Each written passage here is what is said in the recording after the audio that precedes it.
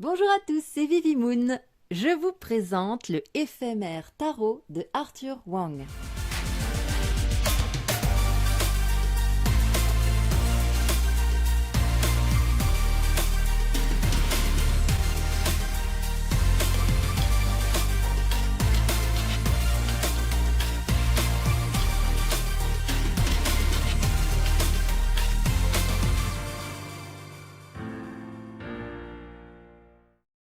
Et aujourd'hui, exceptionnellement, je suis accompagnée de ma sœur Fanny. Salut Bonjour, Fan. bonjour tout le monde.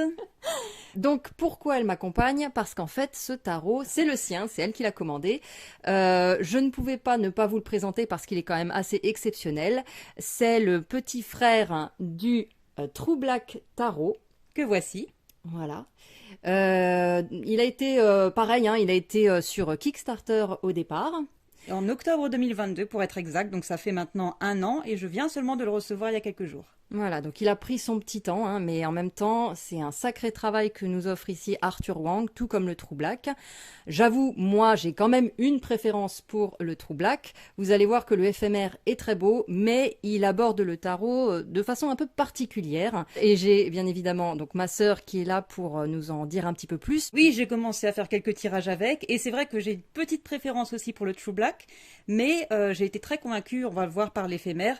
J'ai fait quelques tirages et plus je le regarde, plus je le trouve beau et il est très parlant dans les tirages. Donc comme elle a plus l'habitude, il valait mieux qu'elle soit avec moi pour en parler, voilà, parce que il aborde le tarot de façon différente. Il faut quand même vous prévenir que ce tarot n'est pas donné, il a été en Kickstarter à un prix de... Alors, en Kickstarter, il était à un prix de démarrage donc de 70 $, ce qui est déjà un investissement conséquent, hein, puisqu'il y a les frais de port à rajouter par-dessus. Et malheureusement, c'est un produit qui nous vient des États-Unis, donc attendez-vous à des frais de douane, quoi qu'il arrive. Alors, c'est un tarot qui est en précommande actuellement, parce que même s'il a été fait en Kickstarter, le créateur a l'habitude de le vendre par la suite sur son site internet. Le tarif est un peu plus élevé. Il va être mis en vente en novembre sur son site, le site qui est trueblacktarot.com, je crois, mais Vivi Moon vous s'occupera de mettre le lien sous la vidéo si ça vous intéresse, et il sera vendu au tarif de 85 $, et donc comptez des frais de port en plus et des frais de douane naturellement. Donc c'est un sacré budget quand même, il faut le savoir. Ouais, donc il y aura au moins pour 100 €. Donc effectivement, quand on n'a pas participé au Kickstarter, là c'est vraiment c'est un cadeau à se faire, hein. Et on s'en fait pas deux. Vous le voyez à la caméra déjà, on a aussi de la dorure. Est-ce que comme pour le True Black, on avait un revêtement particulier? Je ne sais Alors plus. oui, hein, déjà on peut constater que ça a été vraiment fait dans une très grande homogénéité entre les deux.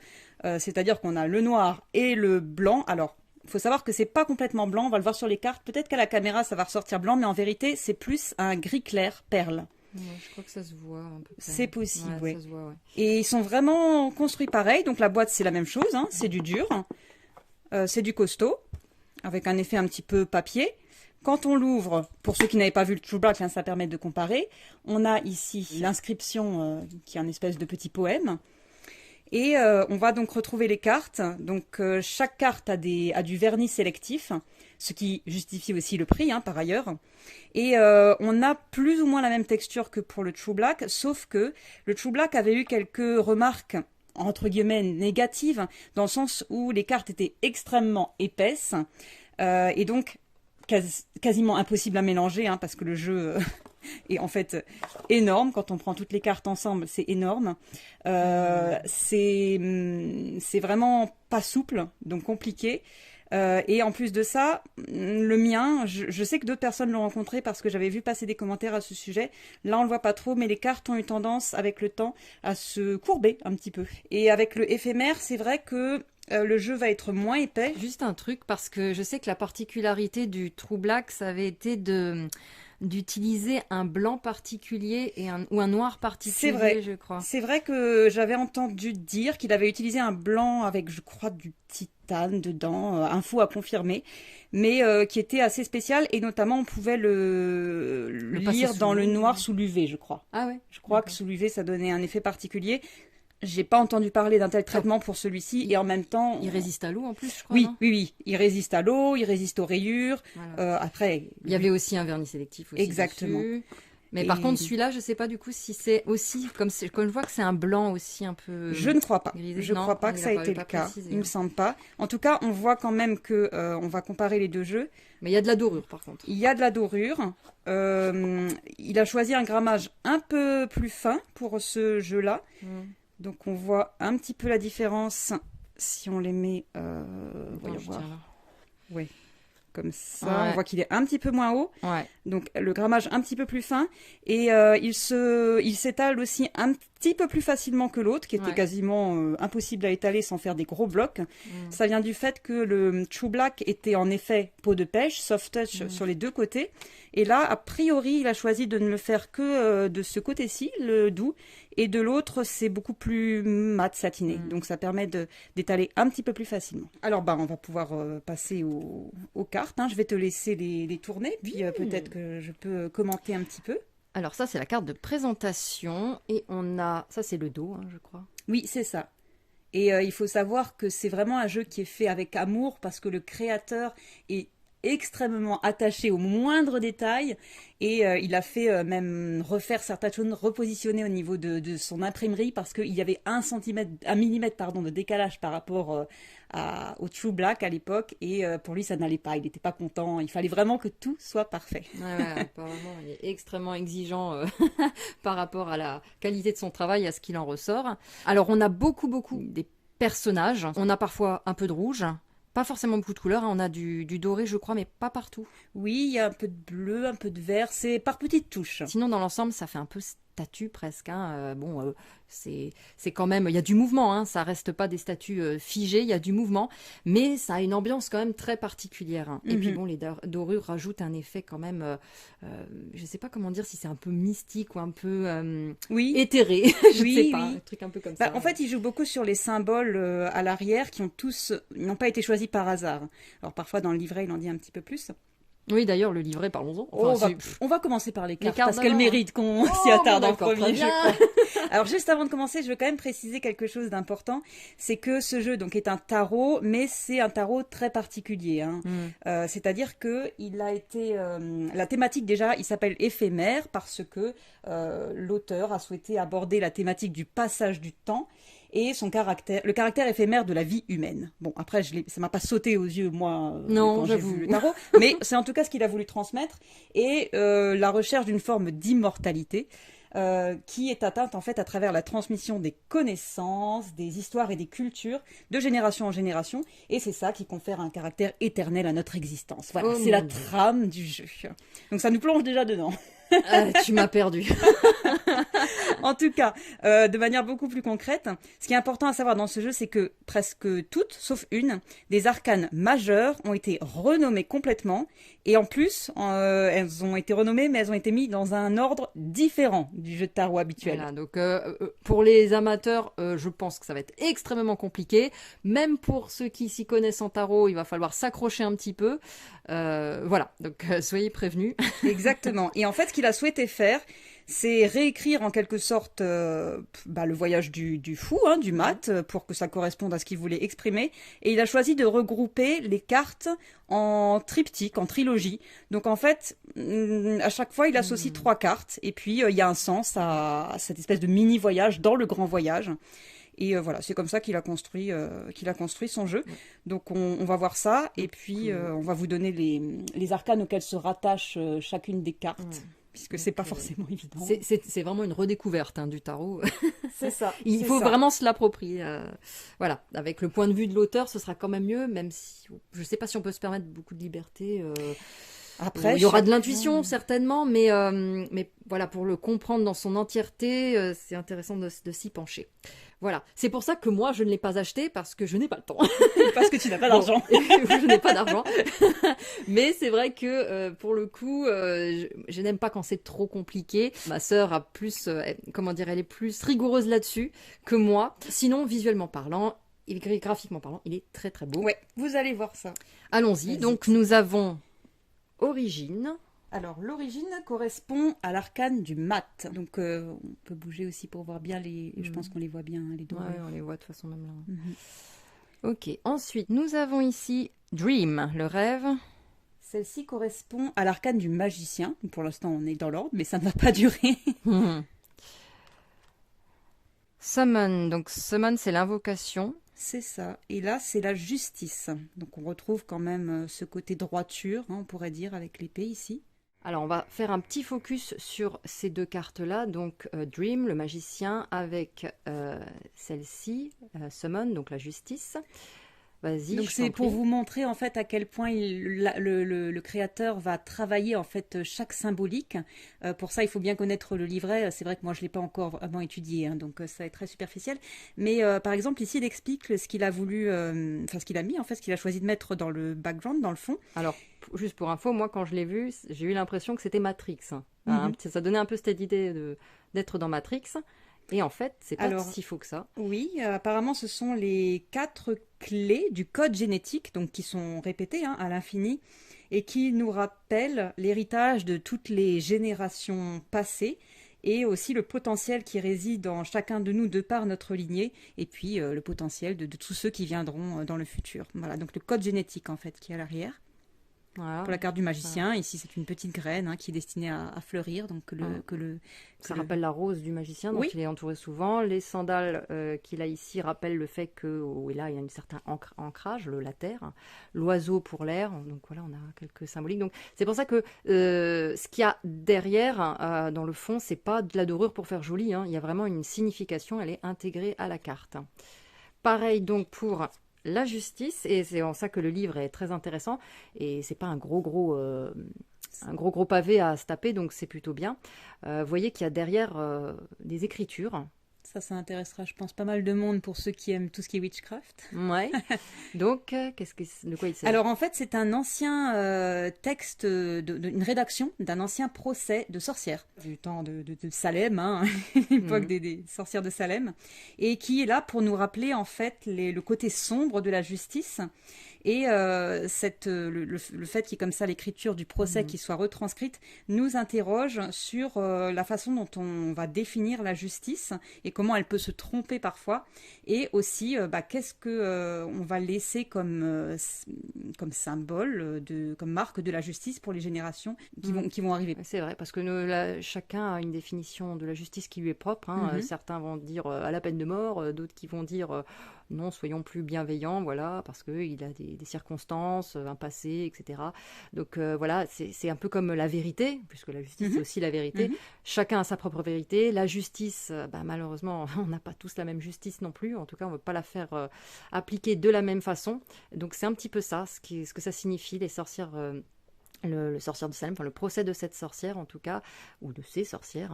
Injustement condamné a priori. Injustement condamné. Ça ne veut pas dire que la justice est forcément injuste, mais c'est juste pour nous amener à réfléchir sur le sens de ce qu'est réellement la justice. Donc on va pas faire les explications pour chaque carte, mais c'est pour vous donner une idée, Déjà une idée de voilà. ce qu'il y a à creuser par rapport à ce jeu. D'ailleurs, derrière, je ne sais pas pourquoi, mais il y a des... C'est quoi ça, des palmiers? Oui, des fleurs. Alors ça c'est pareil, des ça fleurs, va être expliqué dans le livret. J'ai pas encore regardé. Donc, mais c'est vrai que c'est plutôt sympa, plutôt intéressant à étudier.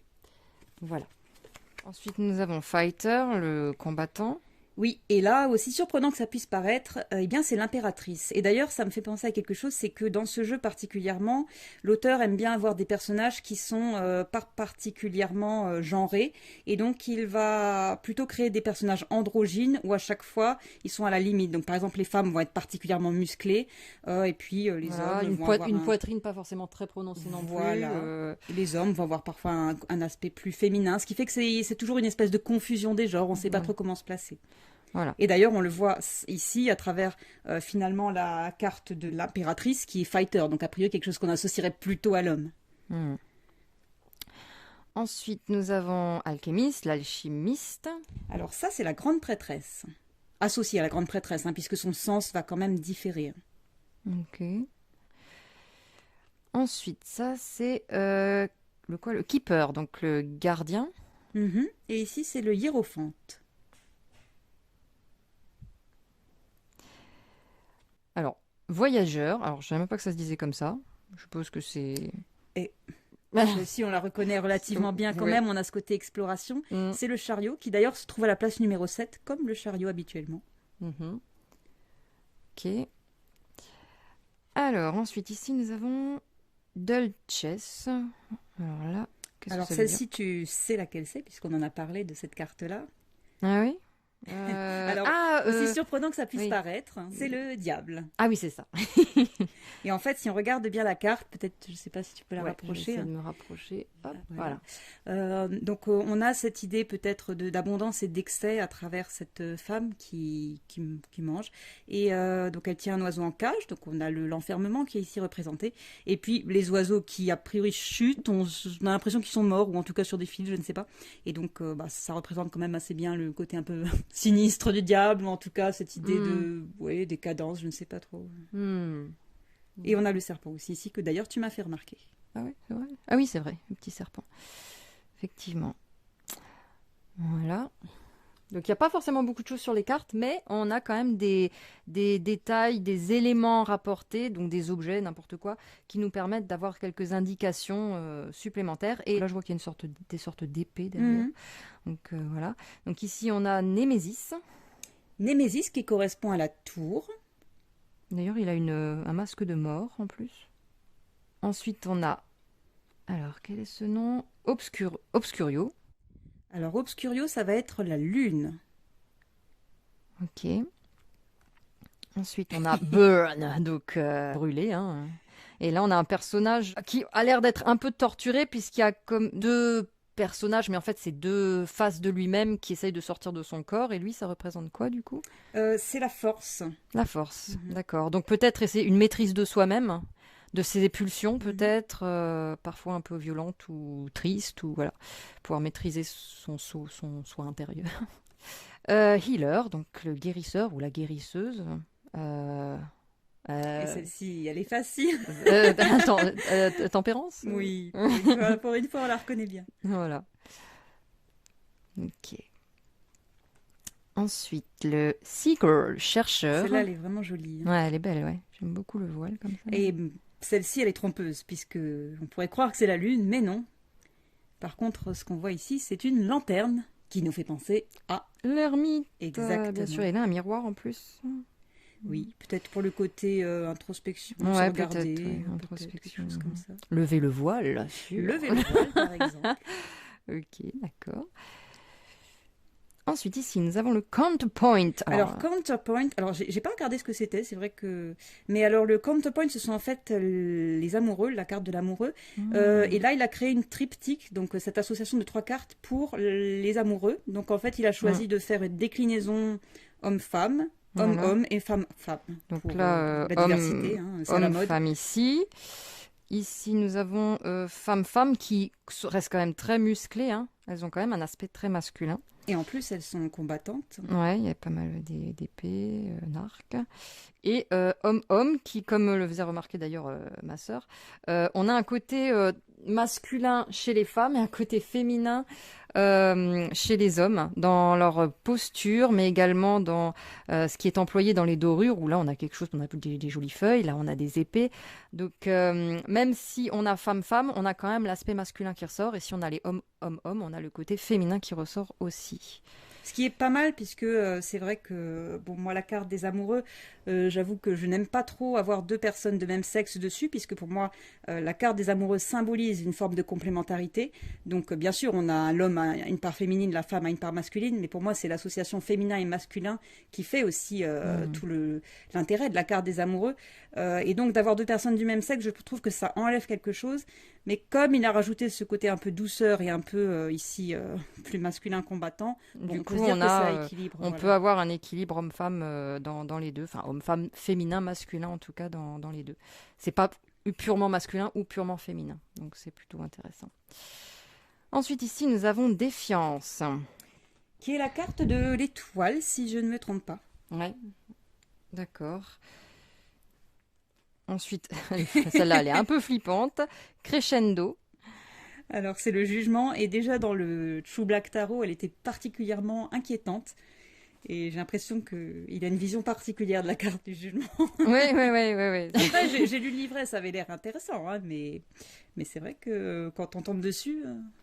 Ouais, effectivement. On a un petit côté un peu biblique comme ça. Oui, presque. Oui. Voilà, le jugement dernier, un peu comme ça, je dirais. Au secours. Ensuite, Victor, ici, donc certainement pour la victoire, Oui. je suppose. Et celle-ci, c'est la carte de l'empereur. Enfin, associée à l'empereur, je Associé, m'entends, ouais, hein, ouais. puisque c'est pas Avec les correspondances exactes. couronne de laurier. Ok. Sacrifice, Celle-ci, on retrouve quand même l'esprit du... pendu. Voilà. Ok. Ensuite, ovation. Et celle-ci, c'est le soleil, pardon, c'est le soleil. Ok. Par contre, là, je vous avoue que je ne vois pas du tout ce qui se passe à la caméra, donc j'espère que j'aurai pas quelque chose de flou ou quelque chose de trop brillant, parce que je vois pas du tout ce que je suis en train de faire. Ensuite, bon, celle-là. Hein, Alors, la seule qui n'a pas été renommée, oui. la death, donc la mort, et on le voit avec les dorures, on a la tête de mort qui apparaît, et je crois qu'il y a... Ça, c'est des champignons, mais en fait, ces champignons, quand on le regarde avec le doré, ça fait les dents, je crois, de la tête de mort, on dirait. Sympa. Bon, celle-là, par contre, fait quand même fait plus féminine, quand même. Oui, c'est vrai. Ouais. Par exemple, celui-là fait plus masculin. C'est vrai que pour certains, ça ressort un peu mieux quand même. Donc là, c'est Legacy. Legacy, donc c'est l'héritage, et ça c'est la carte du monde. Et je crois qu'ici il y a une idée de transmission, hein, puisque c'était aussi un thème important dans ce jeu, qui se retrouve à travers les... Je crois que ce sont des empreintes en fait. Des empreintes de doigts, Voilà. ouais. Comme des empreintes de doigts, où chacun a laissé son empreinte, on va dire. En gros, je pense que c'est ça l'idée. Oui, j'imagine, oui. Ensuite, Continuum. Continuum, oui. Et donc ça c'est la dernière, et c'est la carte de la roue de fortune. Donc elles sont dans cet ordre-là, hein, elles apparaissent dans cet ordre-là. Comme Voilà. dit, Après, à par vous trois. de les remettre dans l'ordre classique si vous préférez. Et par contre, les arcanes mineurs, là, il n'y a pas de changement hein, en termes de structure.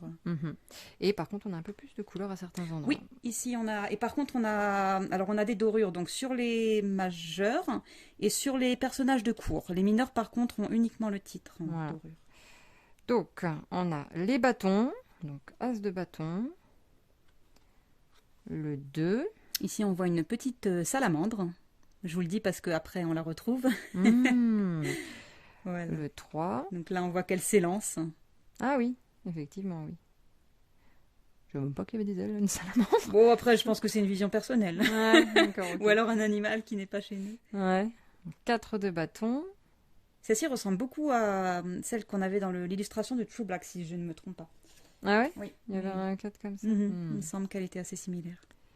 Ensuite, 5. D'ailleurs, il y en a plusieurs, hein, cartes qui sont assez ressemblantes. ouais. Oui. Le 7. On est sur quelque chose de très blanc. Enfin, très blanc. Non, je dis même pas, c'est même pas blanc, puisque c'est un gris perle, blanc. disons. C'est pas disons que c'est un blanc agréable. Un blanc, j'ai l'impression, oui, c'est ça, c'est un blanc statue. Comme un blanc de statue grecque. C'est vrai. C'est cette espèce de mix plâtré comme ça, je sais pas comment dire, mais ouais. Donc le 8. Le 9. Ah, on voit aussi ici que le serpent est blessé. Ah, il a déjà essuyé des blessures, il a des attaques. blessures, d'accord. Un peu vénère, là. C'est vrai que comme il y a peu d'éléments sur les cartes, finalement, chaque détail devient très important. Ouais. Effectivement, oui. Donc le 10. 10 de bâton. On passe aux figures de cour. Donc là, effectivement, il y a des dorures qui réapparaissent. Donc on a le valet. Bon, là, il est plus genré, effectivement. Le chevalier, qui est peut-être une chevalière. Bon, je pense que oui, il n'y a pas de kiki. Il n'y a pas de kiki.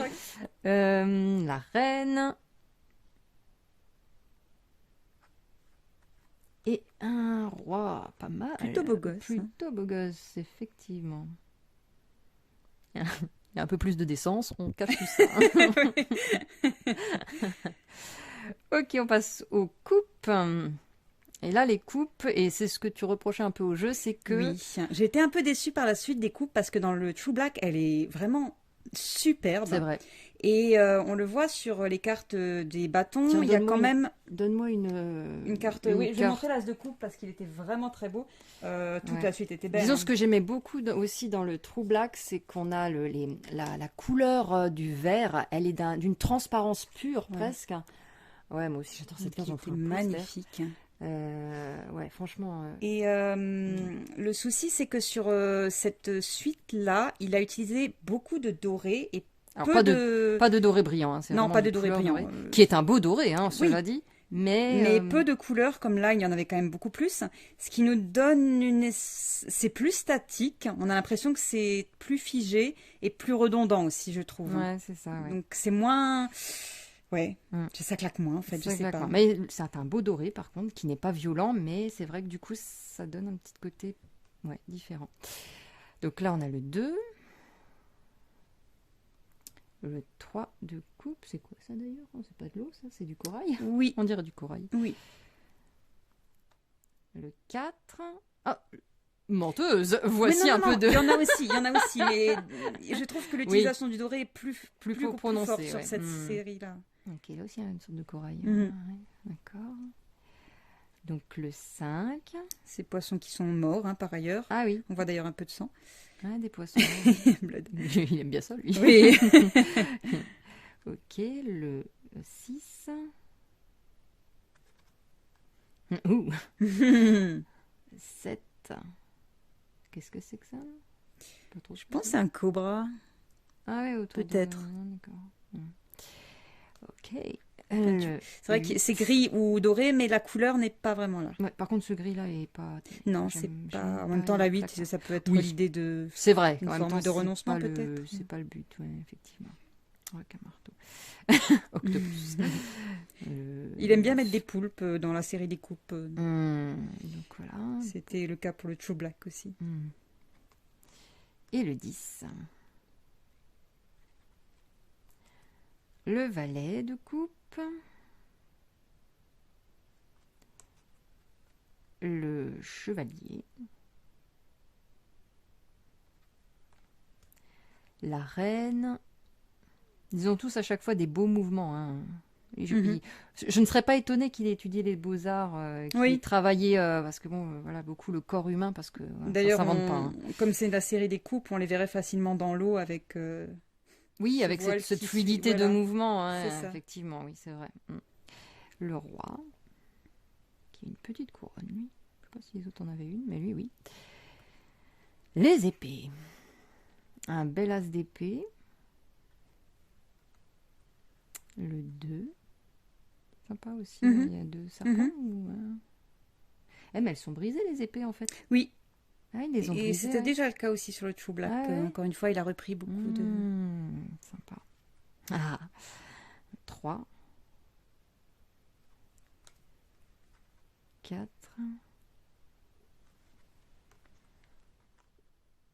5. On adore tous les têtes de mort.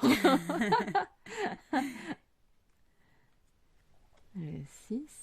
Là, on est sur un peu plus du gris avec quelques touches, mais là, on est sur le et grisé. donc, ouais. c'est vrai que si on regarde en détail, on voit que les épées là sont. Il y en a une qui est sont brisée, fracassées, brisées. Ouais, ou un peu fêlée, Alors ouais, que, voilà. fissurée. Et on regarde, c'est vrai, c'est extrêmement délicat la façon dont. Ouais, sont celles-là, elles sont plus façonnées les- brutes, celles-là sont plus élégantes.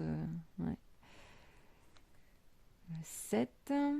C'est quoi ça? Ah, ça, c'est un masque. Masque, et je crois que, il me semble avoir lu dans le livret, alors je suis pas certaine, hein, mais que c'est un espèce de plan qu'on fait, peut-être un plan de bataille ou quelque chose comme ça, une stratégie, et donc on a cette épée qui est plantée, qui vient casser toute la stratégie D'accord, qui avait ok. été élaborée, je crois. Le masque, peut-être, pas montrer ses vraies intentions. C'est ça.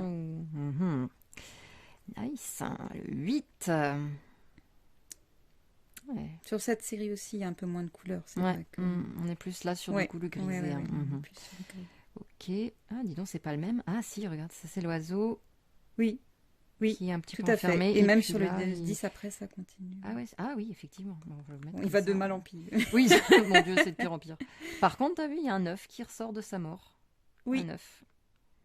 Mais c'est horrible, mais c'est quelque part beau. Mais c'est beau. Et sur le True Black, c'était un lapin qui se faisait... Oui, transpercé. non, Chacun y a son pas- tour de souffrir. C'est clair, hein, c'est un peu...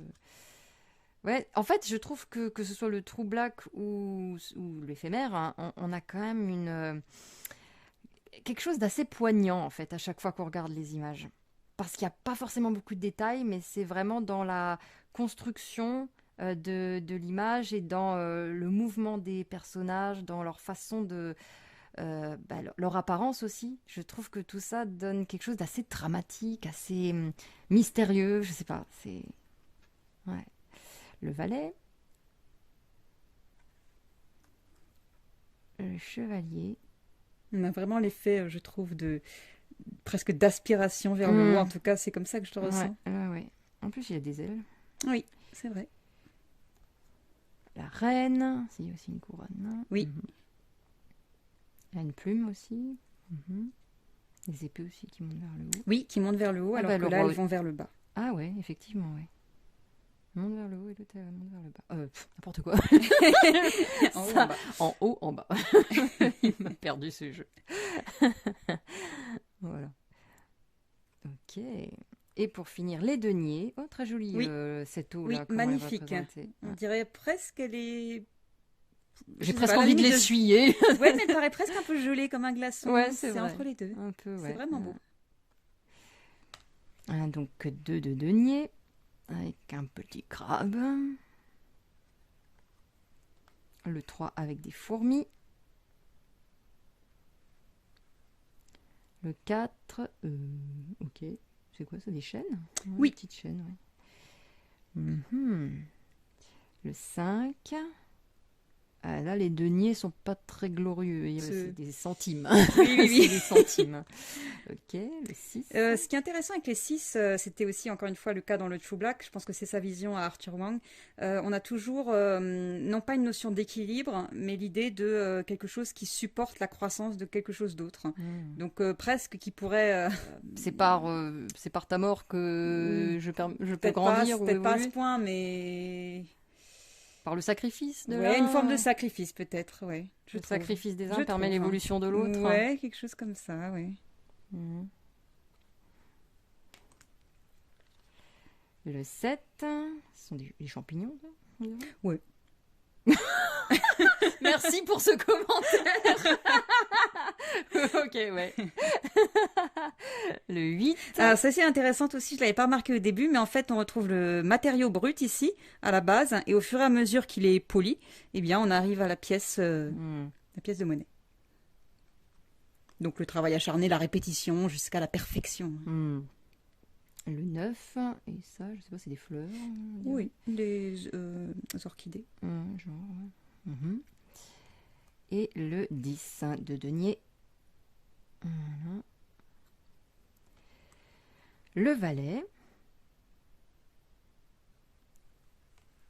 Le chevalier. C'est le comptable. Oui, j'ai l'impression que c'est le comptable. La reine, qui est très jolie avec son petit lapin. Très, et c'est quoi? C'est un petit écureuil? Non, c'est un lapin. C'est un lapin, lapin je aussi. crois. Ah oui, c'est de lapin, oui. Ok, très joli. Et un très beau roi, hein, on peut le dire aussi, avec son petit manteau d'hermine ou son petit... Très beau. Et oh là, on a une petite carte supplémentaire. Oh, d'accord. Oh oui, nice. Qui est en fait un poème. Pas facile à comprendre, hein, je vous avoue, parce bon, que c'est un poème anglais. Je pense qu'il faut bien connaître la langue. Mais c'est vrai que j'aime beaucoup les couleurs. On dirait, mais c'est comme une étoile filante, j'ai l'impression. Oui, c'est vrai, oui. Ouais, qui se reflète dans l'eau, en fait. Et derrière, il y a le poème. Ouais. Mais là, il faut le traduire parce que... Je sais pas si c'est lui qui l'a écrit ou s'il est extrait de quelque chose. Ça devrait être marqué si c'est extrait de quelque chose. Ok, d'accord. Donc ça, c'est pour le jeu. Maintenant, je peux te laisser... Super. Alors, le livret est assez simple, hein, mais pas encore une fois à l'image du True Black. Hein, c'est vraiment similaire sur la conception. Hein. Donc l'introduction... Oh my goodness. Donc, ça nous parle de l'univers du jeu, hein, de ce qu'il a voulu exprimer ici. Donc les triptyques, ce que tu disais. Donc par exemple là, l'origine, le dream et le summon, qui représentent respectivement chacun une arcane majeure, et ainsi de suite. Donc ceux-là, à chaque fois, ils sont bien précisés. Hop. Pour les arcanes majeures, parce que pour les autres, non.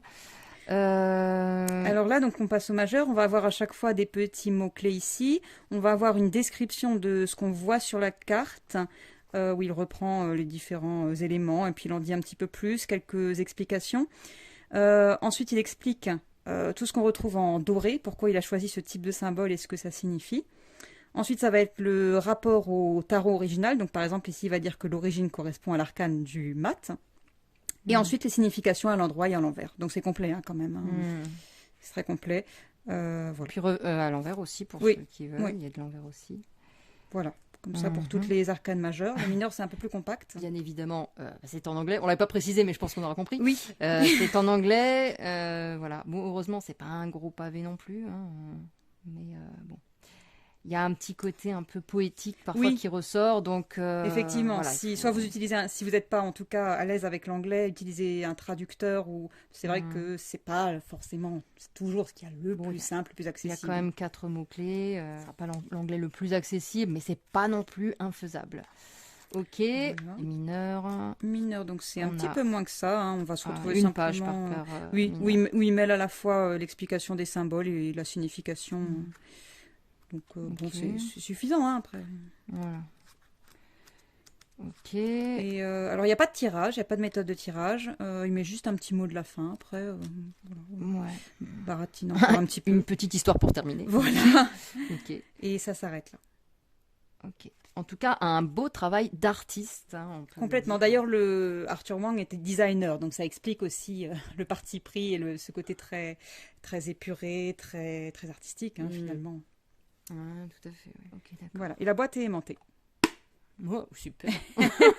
Pour ce prix-là, c'était pas trop demandé. Donc, on peut juste revoir si déjà, tant qu'à faire, vite fait un petit peu les cartes du True Black qui est encore dispo, je pense. Montrer les arcanes majeures. Juste pour faire une petite comparaison, même s'il n'y a pas de comparaison vraiment, puisque c'est deux jeux différents, mais voilà, c'est quand même des jeux assez particuliers. Pour un petit rappel, je te laisse montrer. Elles ne sont pas dans l'ordre, mais je crois que j'ai à peu près toutes les arcanes majeures ici. Par exemple, c'est vrai que ce blanc et cette espèce de noir associé, là, il est juste magnifique. C'est pareil, c'est un blanc statue. Hein. C'était vraiment magnifique. Donc là, il avait donné le nom. Hein. Oui, oui, là, les arcanes... par contre, il n'y avait pas les ça, chiffres. c'était la lune. Ça, c'est les amoureux. La grande prêtresse. Oui, c'est quoi celui-là? La tour. La tour. Aussi quasiment que des personnages. L'ermite. La justice. La tempérance.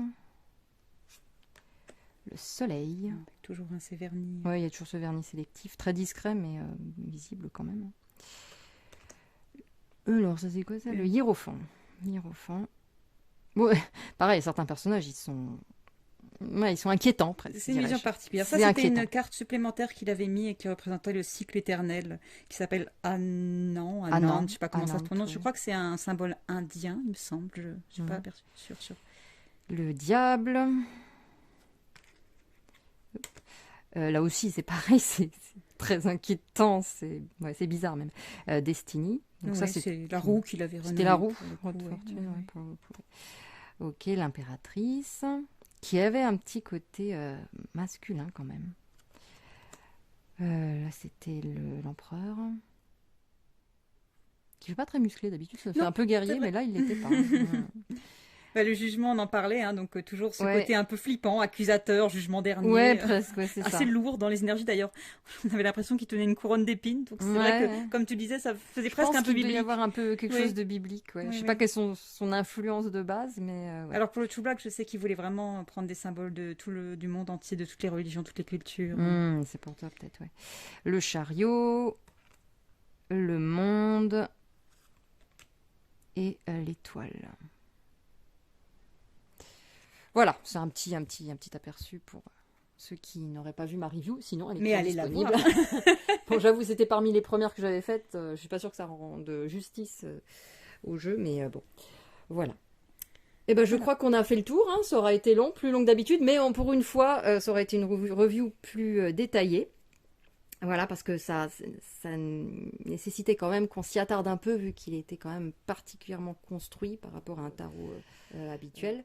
Voilà, donc merci beaucoup Fan pour ce moment. Si vous avez aimé autant que nous, vous likez, partagez ce que vous voulez, ce que vous avez envie, commentez. Dites éventuellement, vous pouvez nous dire aussi ce que vous pensez de cette restructuration du tarot, si ça vous parle, si vous trouvez ça complètement obscur, et si vous avez réussi peut-être à reconnaître les arcanes avant même qu'on dise auxquels ils étaient rattachés. Voilà, c'est toujours intéressant d'avoir Moi, votre pas avis. du tout. Hein. Toi, tu n'as pas reconnu. Non, bah non. Bon, j'ai eu du mal aussi. Franchement. Mais voilà, j'ai envie de dire, travaille bien dessus. Hein, parce que Bonne chance. va falloir s'y atteler. Voilà. En tout cas, tu avais déjà fait des tirages en association avec le True Black. Effectivement, je l'ai utilisé carrément en les mélangeant. Alors bon, ça vous fait un paquet énorme. Hein. Tu les as mélangés? Oui, je sais carrément mélanger. Mais on peut aussi les utiliser séparément. Et j'avais fait le côté lumineux, le côté obscur et le côté conscient et inconscient. Voilà, petite inspiration si certains avaient envie de posséder les deux jeux ou le possédaient et qui avaient envie de... Ça marche bien, honnêtement, ça marche très bien. Ça marchait bien apparemment, ouais, ok. Voilà. Eh bien écoutez, j'espère que la présentation de ce jeu et du petit rappel du True Black vous ont plu. Je vous fais plein de gros bisous. Merci Fan. À très bientôt peut-être, on ne sait pas. Qui sait? Qui sait. Et puis je vous fais plein de gros bisous et je vous dis à très bientôt. Prenez soin de vous.